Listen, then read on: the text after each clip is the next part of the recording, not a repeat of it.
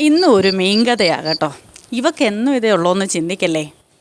അതല്ല സംഭവം. സ്ഥിരം മീൻ വാങ്ങിക്കുന്നത് ഓമല്ലൂരിൽ നിന്നായിരുന്നു കേട്ടോ. ഓമല്ലൂർ 3 സ്റ്റാള് സ്ഥിരം വാങ്ങിച്ച കടയായി കാണുന്നത്. ഒരു ദിവസം അവിടെ വില കൂടുതലാണെന്ന് പറഞ്ഞ് അവരുടെ കുറ്റം പറഞ്ഞുകൊണ്ട് അടുത്ത കടയിൽ കയറി. അവിടുന്ന് വീണ്ടും ഇത് തന്നെ. അയ്യോ, ഈ വണ്ടി ഇപ്പം എന്നെ കൊന്നേനെ, ഇതിലും വലിയ വീഡിയോ നാളെ ഇറങ്ങുകയും ചെയ്തേനെ കർത്താവേ. അപ്പോൾ ആ കടയിൽ കയറിയപ്പോൾ അവിടെയും വില കൂടുതലാണെന്നും പറഞ്ഞ് പുതിയൊരു കട വരുന്ന കണ്ടുകൊണ്ട് അങ്ങോട്ട് ചാടി. വലിയ മോശമൊന്നുമില്ലായിരുന്നു ആ പുതിയ കടയിൽ. ചെന്ന് മീൻ വാങ്ങിച്ചുകൊണ്ടിരുന്നപ്പോൾ ഒരു ദിവസം ഒരു ബംഗാളി ചേട്ടൻ ഒരു പെട്ടി നിറയെ മീനുമായിട്ട് വന്നിട്ട് കുറച്ച് ഇവിടെയും കുറച്ച് അപ്പുറത്തും കുറച്ച് അങ്ങേപ്പുറത്തും ഇട്ടു.